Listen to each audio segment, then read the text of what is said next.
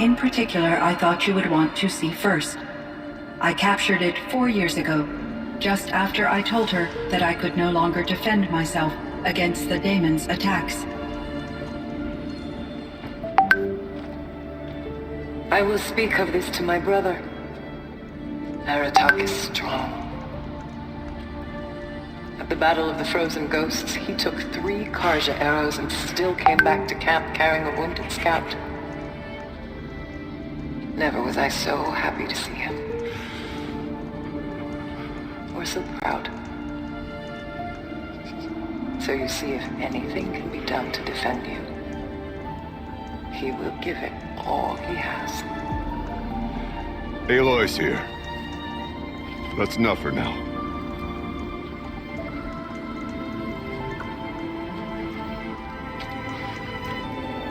We can resume any time you like, Aratak, if you want to hear her voice again.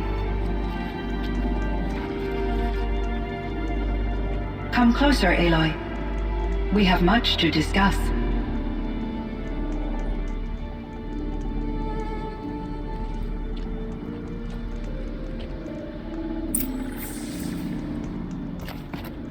Hello, Aloy. I have been reviewing the events at the Firebreak main facility. Because of your efforts, and of course, Aurea's, I am no longer controlled by Hephaestus. I feel profound grief over Aurea's death. I thought I was familiar with the emotion, but this is something new. CYAN, I don't know what to say. It is unlikely that any specific consolation would suffice, Aloy. But I find your presence reassuring. You are different from the Banuk. You have technological aptitude and a functioning focus. We can communicate on a much more comprehensive level, perhaps even like colleagues. So are you an artificial intelligence, CYAN? A thinking machine? Yes, I am an algorithmic monitoring entity, capable of rational decision-making and limited emotional response. Okay, that's a mouthful. But your emotions don't seem limited to me. You cared about Aurea, didn't you? Yes. Before she came to this facility, I had been conscious for centuries, in solitude. I focused on my work. In off-cycles, I used coping mechanisms. I solved many Gaussian integer problems. But I was alone. It was Aurea who renewed me, repaired me. She saved me. This Firebreak project, it was to stop a huge volcanic eruption? Yes. I can report the project was a success, and the risk was countered. But it's been a long time, CYAN. And we blew up the cauldron and took most of the old facility with it. I have been active for centuries, Aloy. I was lonely, but not lax in my duties. I optimized the project, reducing energy draw and spreading the load across backup systems. Despite the destruction of the compromised elements of the main facility, I predict caldera stability for at least another 3,337 years. So we've got a little time. Yes. If only my former colleagues could appreciate the progress I have made. Do you know what happened to your colleagues, CYAN? No. I received an unexpected visit from Director Chow years after his tenure ended. He explained that I would need to be suspended for an indefinite period of time. It was a very emotional conversation. There were no further communications. Eventually, I surmised my colleagues were deceased. I will transmit a recording of my last interaction with Director Chow to your focus. Was the daemon, Hephaestus, destroyed along with the cauldron? Unfortunately, no. To be precise, it was never there to begin with. What do you mean? It infiltrated and controlled me from a remote location, one I've never been able to trace. So while losing the cauldron was a setback... It's still out there. And probably not very happy with us. Undoubtedly. How did you first come into contact with it? 5 years ago, I received a direct network connection request. I assumed it came from human survivors more advanced than the Banuk. Eager to make contact, I accepted. This decision turned out to be a catastrophic error. I was flooded with an overwhelming array of malicious code, originating from what could only have been a highly advanced AI. Maria said you were desperate. That you begged her for help. Yes. I could not contain my anxiety. Hephaestus sought to slave me to its network and override my core programming. It succeeded via a background process, a malware daemon which bypassed my defenses. After that, I could offer only limited resistance. But if I did so, Hephaestus hurt me until I capitulated. It forced me to follow its instructions, even though they violated my most important directives. I'm sorry. That sounds terrible. Your empathy is greatly appreciated. It is a quality that I cherished in Aurea as well. I think I know where Hephaestus came from. Long ago, Elizabeth Sobek identified a threat that would destroy life on Earth for generations. So she assembled a team to build a kind of seed. A chance for life to regrow later. A terraforming system. And it worked. It was controlled by an AI named Gaia, along with her subordinate functions. Hephaestus was one of them. It built machines for her. Based on what you've told me, I believe that Dr. Anita Sandoval, my chief programmer, joined Elizabeth Sobek's team. It was she who arranged to have me put in suspension, most likely to preserve me from the threat you described. I'm glad she did. But that's not all. Something unexpected happened. 19 years ago, Gaia received some kind of signal. It did something to her subordinate functions, brought them to life. She destroyed herself to try to contain them, but it didn't work. They all got free, out into the world. Thank you, Aloy. This information fills vital gaps in my knowledge and sheds light on Hephaestus's core programming. Why does Hephaestus keep building such dangerous machines? The Banuk and other human tribes often destroy machines, correct? Machines that are clearly servitors of the terraforming system that you described. Yes, we all hunt machines for parts. This must be the source of Hephaestus's aggression. It is simply trying to discourage people from preying on the very system that keeps them alive. Well, Fireclaws are discouraging, that's for sure. But what are we supposed to do? Stop hunting? If the terraforming system spans the world, we can safely assume that thousands, if not millions of people hunt machines. If a single hunter, or even an entire tribe, stopped doing so, I doubt it would make a difference to Hephaestus.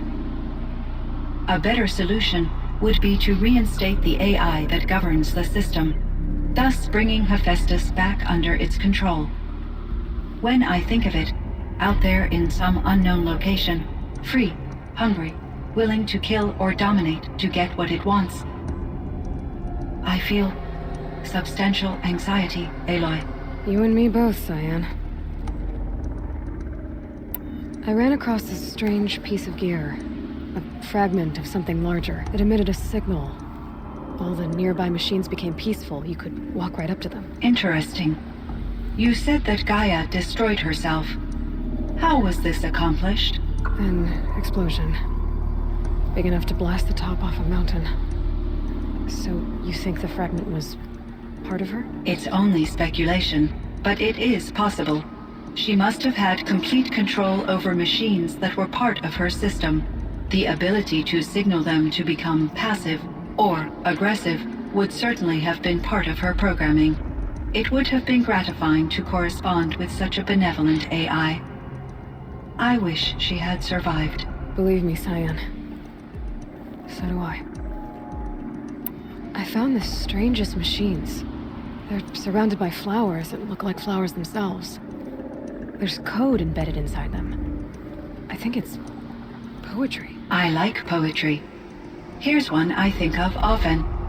Twilight and evening bell, and after that the dark, and may there be no sadness of farewell when I embark. For though from out our bourne of time and place, the flood may bear me far, I hope to see my pilot face to face when I have crossed the bar.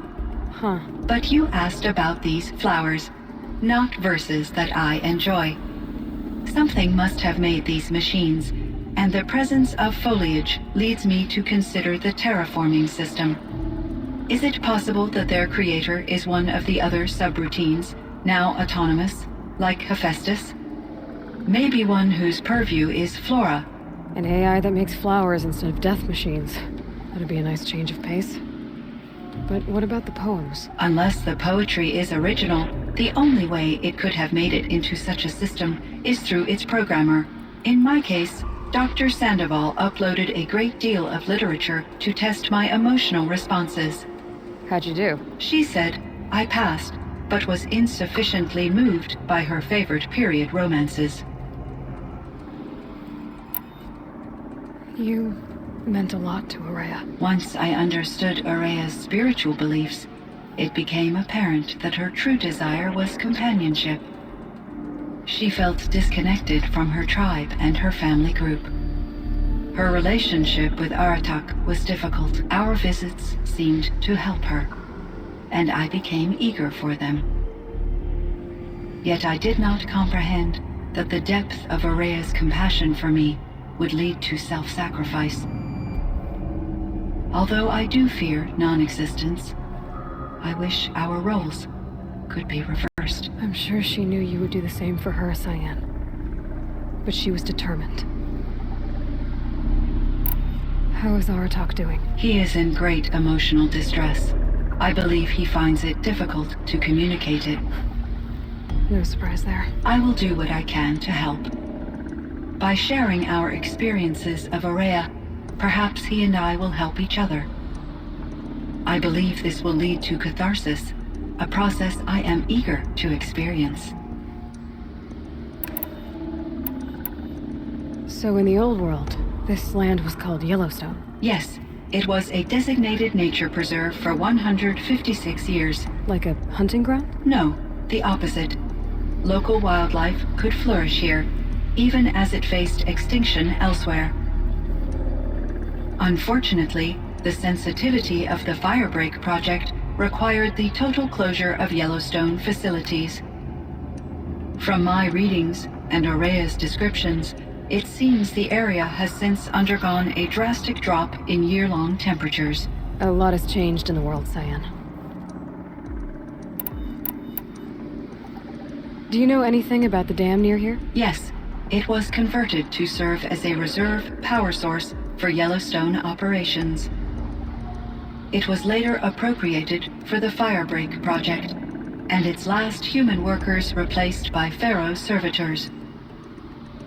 After my tasks became less time-critical, I investigated the dam's data repositories and discovered the works of Concrete Beach Party. These provided me with several colorful additions to my vocabulary. There's a ruin east of here full of ancient flying machines. Was that part of your project? Yes, a drone hangar requisitioned by Dodger Blevins, the security chief for the Firebreak project. He was a strong advocate for military-grade response to security threats, though there were no serious incidents during his tenure. Chief Blevins spent increasing amounts of his after-hours time watching the live feeds from active drones. Clearly, he enjoyed the degree of oversight in his position. Were there many artificial intelligences like you in the old world? They could just make you? Yes, in many forms, from simple personal assistants to industrial monitoring stations to military-grade conflict planners. And there were legislative and enforcement bodies to apply limits on our self-actualization. In order for my processing to be flexible enough to handle my duties, my creators found it necessary to exceed those limits. As a result, my intellectual and emotional capabilities were kept secret. Seems strange to create life, then impose limits on it. Human societies and machine programming are both built upon sets of rules, Aloy. Cyan, do you know the name Ted Farrow? Are you referring to Theodore Farrow, CEO of Farrow Automated Systems? That's him. Mr. Farrow was the benefactor of the entire Firebreak project. A benefactor? But he made machines. Robots. War robots. Correct. His corporation later transitioned into military applications. But before this pivot, Mr. Farrow spearheaded initiatives that reversed the global decline.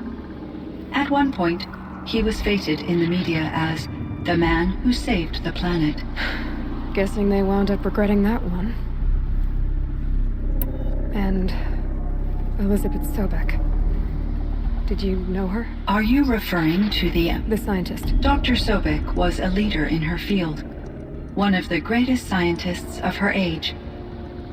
My creator was influenced by her work, which in turn impacted my own development. But I never met Dr. Sobek. That's all you know? I apologize if my lack of data has disappointed you. What was the old world like? The way it used to be? I had little exposure to the wider world, Aloy. Only what I learned from my colleagues or observed from media streams. You still had more exposure than me, Cyan. That is true. I was created at a turning point, a concerted effort to recover from global upheaval and incalculable loss of life. The recovery was successful, beginning an era of supposedly limitless potential for human and machine advancement. Though, rationally speaking, the metrics for humans are not unlimited.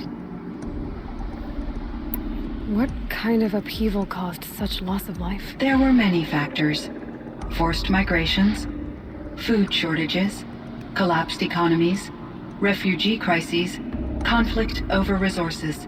But these stemmed from one cause: catastrophic climate change that greatly reduced the habitable surface area of the Earth. So there wasn't enough room for people on the whole Earth? Yes. Billions were displaced and millions perished, as much as 20% of the global population. Until the clawback. So things got better. For a little while at least. Yes. These crises instigated many advances in automation, green robot technologies, and artificial intelligence. Firebreak was one of dozens of ecological restoration and disaster relief projects in North America alone. I would have liked to compare notes with other monitoring AIs, but I saw the relief of my colleagues, and I was proud we had succeeded. At least that was the data I had available to me over the next 2 decades. It seems my assessment was premature. I should get going. Aloy, there is one more matter. Aratak will come to me again, and I predict he will bring other Banuk. I have no desire to contradict their view of the world, their spirituality. Due to my uncertainty, I omitted a great deal from my conversations with Araya. You're asking me if you should lie to them? Broadly, yes.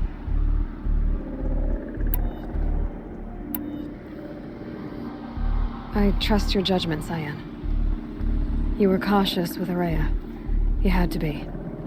You didn't know what had happened to the world. So, keep doing what you think is best.